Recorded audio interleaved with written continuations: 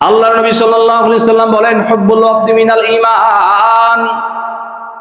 পয়গম্বর আলাইহিস সালাতু ওয়াস সালাম বলেন, যে যেই দেশের মধ্যে জন্মগ্রহণ করেছে, যার যেই দেশ, এই দেশকে ভালোবাসা, এটা হলো সবথেকে তার বড় ঈমানের একটা অঙ্গ।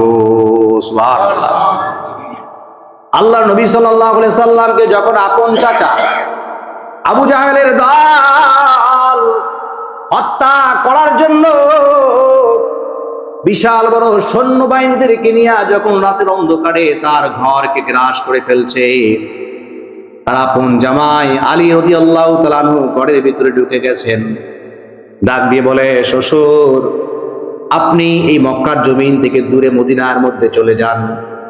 আমি আলী যদি এই জমিন থেকে চলে যাই, আমি যদি শহীদ হয়ে যাই, ইসলামের কোনো ক্ষতি হবে না, কিন্তু আপনি যদি এই মুহূর্তের ভিতরে ইন্তেকাল করেন, তাহলে ইসলামের ভিতরে সব থেকে বড় ক্ষতি হয়ে যাবে। আপন জামাই আলী রাদিয়াল্লাহু তাআলা আনহু বলেন, ও পয়গম্বর মুহাম্মদুর রাসূলুল্লাহ সাল্লাল্লাহু আলাইহি সাল্লাম, আপনার যেই বালিশটা আছে, আপনার যেই থাকার জায়গাটা আছে, ওই কম্বলের তলের মধ্যে আমি শুয়ে থাকি।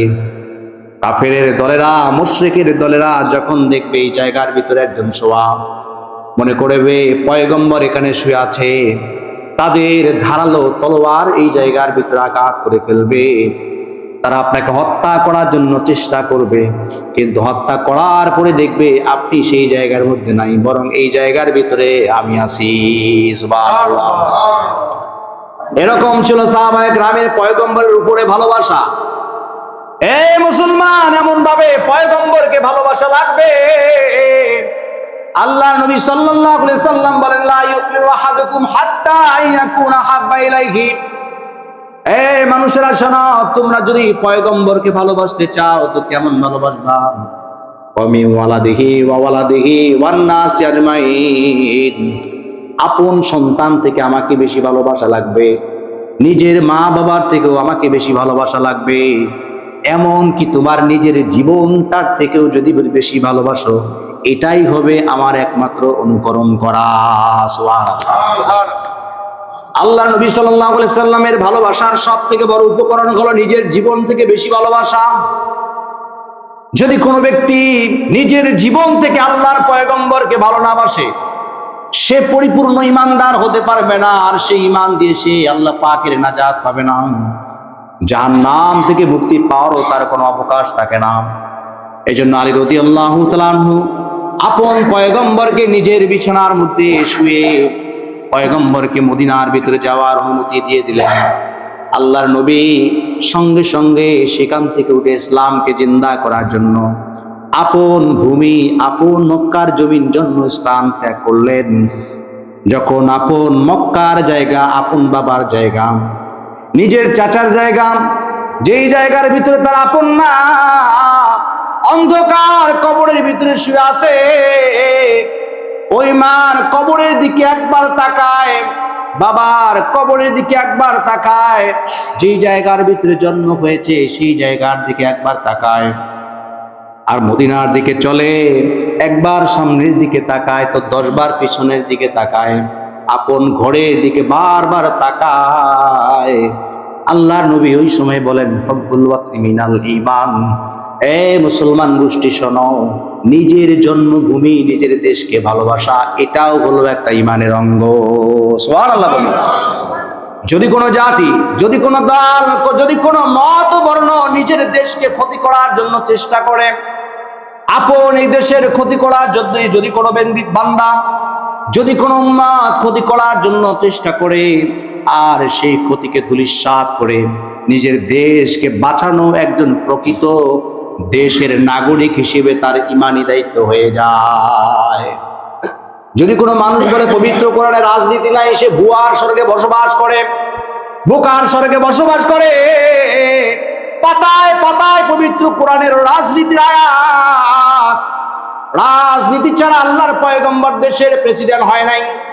যদি বলেন পবিত্র কোরআনের ভিতরে রাজনীতি কোথায়, আয়াতে আয়াতে আপনাদেরকে প্রমাণ করে দেব। আল্লাহ পাক রব্বুল আলামিন বাকারা সূরার ভিতরে বলেন, ইয়া আইয়ুহাল্লাযীনা আমানু কুতিবা আলাইকুমুল কিসাসু ফিল কতলা। আল্লাহ পাক রব্বুল আলামিন বলেন, রাজনীতি বোঝো না, শোনো শোনো, যদি কোনো মানুষকে অন্যায়ভাবে হত্যা করে, কিসাসু ফিল কতলা, যদি কোনো মানুষকে হত্যা করে, অন্যায়ভাবে যদি হত্যা করে, হত্যার বদলে তাকে হত্যা করাই হলো রাজনীতি। সুবহানাল্লাহ বলি। রাজনীতি বোঝো না পবিত্র কোরআনের ভিতরে। মানুষ বলে রাজনীতি কোথায় কোরআনে? আর আল্লাহ বলছেন যদি কেউ অন্যায়ভাবে কেউ কাউকে হত্যা করে, হত্যার বদলে তাকে হত্যা করা, এটাই হলো রাজনীতি। কথা বলা ঠিক না বেটে? রাজ মানে কি? একটা রাজ মানে সরকার, প্রেসিডেন্ট। আর নীতি মানে হলো কি? ন্যায়। এটা তোমাকে বুঝতে হবে। রাজার নীতিকে বলা হয় রাজনীতি। একজন মানুষকে অন্যায়ভাবে হত্যা করা হবে, তার চাক্ষুষ প্রমাণ পাতায় পাতায় ভিতরে আল্লাহ তাআলা রাজনীতি করেছেন।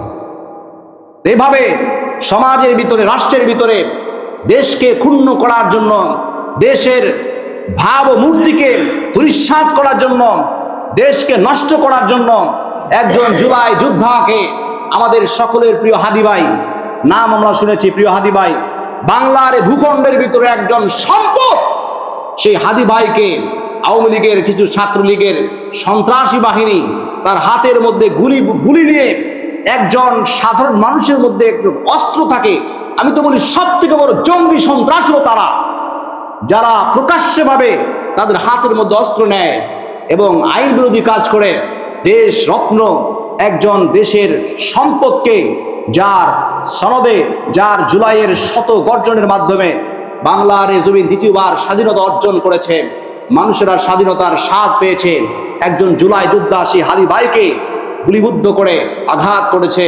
এখন সেই গুলিবিদ্ধ হয়ে আমার প্রিয় হাদী ভাই আজকে কালকে রাত্রে ইন্তেকাল করে ফেলেছেন। প্রিয় হাদী ভাই, যার ত্যাগ ও কুরবানি এটা ভোলার মতো না, যার প্রত্যেকটা ত্যাগ এবং কুরবানি এটা স্মৃতির পাতায় অবিস্মরণীয় হয়ে থাকবে, স্মরণীয় হয়ে থাকবে। এবং তার এই কৃতি কালচারগুলো, তার কর্মগুলো মানুষ একদিন এগুলো গবেষণা করবে এবং লেখাপড়া হিসেবে সিলেবাসে থাকবে আমি মনে করি। এজন্য ভাই, আমরা যেটা মনে করি, আমরা শেষ মেসেজ আপনাদেরকে দিচ্ছি, সময় কম, সেটি হচ্ছে এটা, আপনি আর আমি মুসলিম জাতি, আমার সব থেকে বড় কাজ হবে আল্লাহ পাককে সামনে রাখা। কথা বলেন ঠিক না বেটি? কেন? এ জীবন যৌবন, আমার বডি, আমার রক্ত, আমার চোখ, আমার খাওয়ার জিহ্বার স্বাদ, আমার শোনার শক্তি, আমার নাকের ঘ্রাণ, আমার দৃষ্টির শক্তি, সবকিছু দিয়েছেন আল্লাহ। কথা বলেন ঠিক না বেটি? এই জন্য আল্লাহর এই কোরআনকে বাস্তবায়ন করা তুমি এবং আমি মুসলমান জাতির সর্বপ্রথম এটা হবে কাজ। যদি কোরআনকে বাস্তবায়ন না করতে পারেন এই সুযোগে, তাহলে আপনি এবং আমি আল্লাহর আদালতে ধরা খেতে হবে। কথা বলেন ঠিক না বেটি?